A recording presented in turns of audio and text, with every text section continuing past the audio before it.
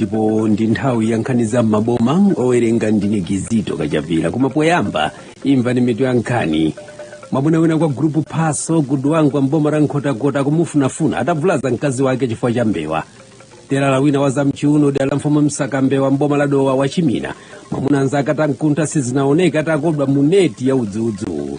Ndipo ndindo wina mboma la Chiradzulu dala la mfumu Nchema anthu amuchenjeza kuti amuonesa malodza atawirikiza kusokoneza mabanja dzana ali atampeza ni mkazi wa mwini.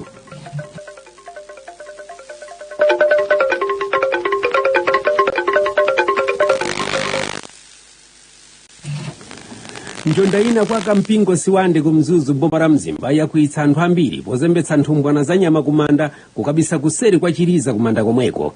Adzukulu sadayimve anamulanga nkuluyo mpaka nakulira mpaka na mpingo anampezerera bayakulira. Zinajejemetsa mwambo wa maliro kumanda malinga na nkuluyo nchiyankhulo chakuderalo amvekere wa Ruta m'bale wanga inde inu m'bale wanga wapita ndisiyeni koma anthu sadayimve. Anthu omwe anafika pa maliro akumadera Gesha Chiwavi kukanina ku Salisbury akuti kunali kuseka chikhakhali. Akufuna kwabwino anamuombola nkuluyo kuti adzukulu asapitirize kunchititsa manyazi. Anthu analephera kumvera ulaliki kumakhala kuseka ndi kung'ung'udza kumanda komweko.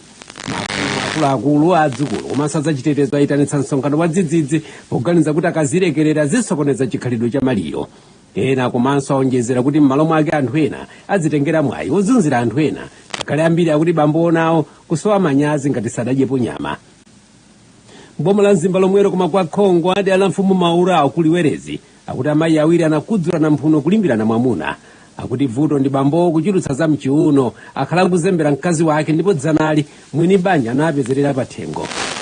Ndizatezemezera nkhani iye akuti anawapeza ali jijiri koma anamuswa mpaka na ndithu mayi odededukira amuna anzakeyo akuti kutchaku pansi nkhope mbambamba ngati matondido. Anthu amulangiza mwini mamunayo kuti asamajaire kumenya azimayi oyendayenda nayenso adzafera za eni koma adzilimbana ndi mwamuna wake poganiza kuti nkuluyo anawayamba dala azimayiwo. Zinayamba ngati sewero koma anthu akwa Julius kwa Ntambalika kwa Mankhaka anafika kudzatsuka m'maso kuonerera ndewu. Kwa grupu Phaso gudu wangu adala mfumu Kanyenda mboma la Nkhotakota kuti anthu akumaderawo akhumudwa kwambiri kuti nkulu wina mpaka nakuvulaza mkazi wake akufuta chifukwa cha mbewa. Atakagula mbewa mayiyo anadyako imodzi asadafike nkulu yochokera kuntchito mpaka anati walakwitsa kwambiri kugwira pa khosi munthu amayi. Nkhani anthu sakuimvesa kuti ngati mkazi wake akumuzunza chonchi sangasunge wanthu. Nkhani ya nkulu yakuti ayifikitsa kumabungwe othetsa nkhanza mbanja ndipo omwe chidziwikire nkuluyo samaka. Anthu akuya naye nkuluyo makamaka akuchikazi kumpingo azachitetezo ndi kwina. Akamwini anzake amva naye kuwawa kwambiri pa zomwe wachita nkuluyo. Tera la wina kuchimombo dera la mfumu Msaka mbewa kusembero wa Singati aoneka atakodwa muneti.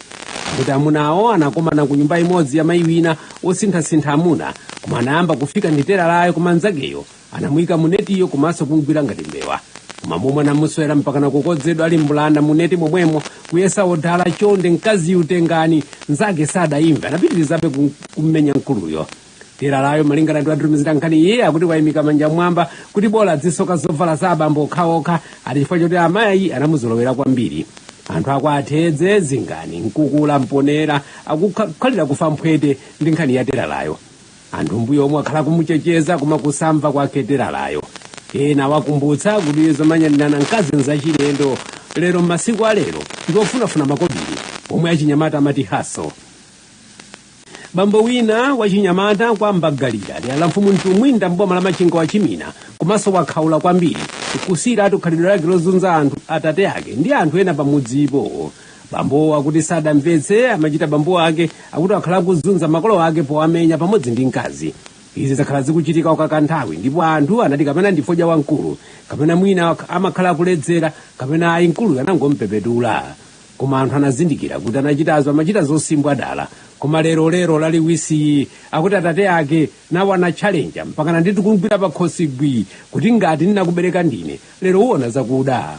Akuti bamboyo sadamake okwamuwuza kuti ngati ine ndili nakubala sizikuyendera. Zinatengera kufuna kwabwino kuleretsa ndewuyo mpaka nanditi nkuluyo akadakumana ndi tsoka. Nkhani ya bamboyo afala madera kwa Nkumba kwa Makwinja kwa Karonga doko la Nafisi ndi madera ena monga na Yuchi boda ndi kwa Makibize. Ena ongofuna kukakamula kuti iso ayifikitsa kwa Ngokwe. Kumvera nkhani za m'maboma kuchokera kuno ku Radio 2 FM. Popitiriza nkhanizi mwamuna wina wakabaza pa msika wa Mbulumbuzi ndi alamfumu mpama mboma la Chiladzulo wabisala sakupezeka afola atachenjeza kuti akufuna kumpana nkuluyo. Nkuluyo sizimuyendera kutanza kuti anamugwira ndi mdzukulu wake wachichepere mpaka na kumuchita bamule. Komabe nkhani ipena akuti njosokoneza mitu chifukwa ati yemwe atumizayi akuti pa tsiku anampeza kukanganaso ndi mdzukulu wake yemweyo ponena kuti akufuna malipiro. Izi zikudzejemetsa anthu ako akadewere nakoli maloya komanso Mbulumbuzi yense. Ena akuti zangovuta kuti amugwira kuti ati naye ntsika nayo amaderuka kwambiri akhala kuchita izi ndi malume yake. Komabe ena otsata nkhani zabwino kwanenetsa kuti nkuluyo alawabejere chifukwa mwa malamulo sanayenera kuchita zachisembwere ndi mwana wachichepere. Apakabaza anzake ampana chimodzi kuti ambwandire nkuluyo. Azachitetezo cha Forum Mikoko kugona komanso Matchalamane akuti sangayisiye nkhani aonetsetse pomwe iterere. Anthu akwa gulupu Ulaya komanso kwa Njirika ndi kwa Girinjala ndiko machinjiri konse nkhani yawapeza. Timalize mboma la Chiladzulo ndi dera la mfumu Nchema kwa gulupu Chilumpha komwe anthu ena akuti mwamuna ndi mkazi amabanja osiyana anawapezera kuchita zadama pa khwawa ina ena amati ngolowera ya thengo. Malingana ndiye mwatumiza nkhani iyi akuti mayiyo yemwe kwawo ndi kumilepa akuti akuchita izi ati pachitengwa kwa mwamuna wake aliko sankha foja mboma la Lilongwe. Akuti nkhani isinathe bwino poganza kuti bambo akugwirizira utchalamani wa dera lina la kwa Sabola. Anthu akumeneko makamaka Kundunde Masanjala mpaka na kwa Kadewere akuti nkuluyu mpaka namupana. Pomwe nkhani ikuluka akuti bambo akulilongwe alusa kwambiri ndipo apangana ndi makolo awo ndi abale kuti mayiyo achoke pamodzi. Mwamunayo akuti ndikhalidwe lake losokoneza mabanja ndipo akuyenda jibiyajibya pamene ena akuti akupezeka ukakachere ena akuti kumpingwi komanso ena akuti kwa mvula. Ndipo mmodzi mwa adzukulu okumba manda kwa General mboma la Phalombe anzake amuchenjeza kuti akadzachitaso achitazo amuchotsa mgulu lawo. Akuti bambo anabisa ndalama zachipepeso zomwe anzake anasonkhetsa pomutuma kuti akasiye kusiwa anangoti mwayi wanga sapatsa pamanja. Koma china chake chinantsutsa atamvanso kuti anthu akufunafuna nkuluyo. Anthu okhalira kufa mphweta kuti ndalama zanakasiya mwa iye yekha atamva kuti anthu ena akufuna kumkongontha nkuluyo. Nkhani ya nkuluyo yafika kwa Nkaya kwa Mkomera ndi Ndungunya. Kwa General komweko naye nkamwini wina ali pa chiopsezo kuti amuthamangisa pamodzi atabasoya wa malume ake. Mkazi wa nkulu akwiya nazo kwambiri ndipo anenetsa kuti nkuluyo kuli bwino asiyane naye banja. Kwa iye anati akukokera koma anthu amulangiza kuti ndalama kwazifuna kwambiri umakathera kujere. Akamwini anzake adanayi kukhosi madera Sigot kwa Gunda komanso Maliro. Nayenso mkamwini wina kuti akumulozerana kwa Nakhonya akuti analira mpaka na nsozi osakata kwina akutulutsa mamina akuti kukakamira mkazi wake imwe akumuthamangiza pabanja. Akuti moyo analira mpaka nangati kwachitika zovuta mfuwu amvekere mowe chonde musandithamangise. Mbiri ya nkuluyo yafika madera kutali monga kwa Nakhonya ndi General yonse komanso kwa Chimombo. Ena akuti si chabe anabada umbwambwana nkuluyo pamene ena akuti ayi anangomjetsa mankhula oyipa. Kwa Khamula dera la mfumu Nkhumba boma la Phalombe lomwero akuti kunali ndewu yopanda woleretsa pakati pa amayi awiri kulimbirana bambo wina kumeneko. Bamboyo akhala ali pa ubwenzi wa mphamvu yoyandikira kubanja ndi mayi wina kumazima vuta ndi mphatso ya mwana kuti simapezeka.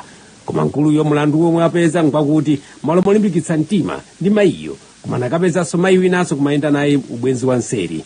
Dzulo nkuluyo anapita kunsikako ndi mayi atsopanowo akuyenda shosholo ati kugulirana za nkomya. Ndipo anangoti gululu ndi mayi woyambawo koma momwe analusira mayiyo anavuta kwambiri.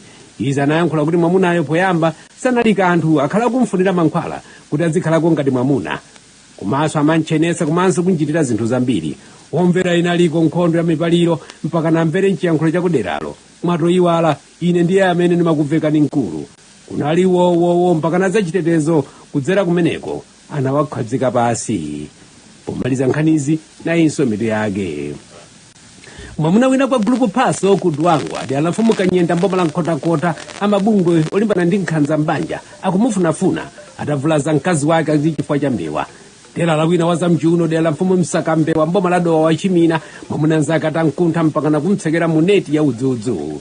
Ndipo mkulu wina yemwe akugwirizira utchalamani mboma la Chiladzulo dera la mfumu Nchema anthu amuchenjeza kuti amuonesa malodza atawirikiza kusokoneza mabanja. Nkhani za m'maboma za lero ndizo mwezi ndine Kizito Kachavira usiku wabwino.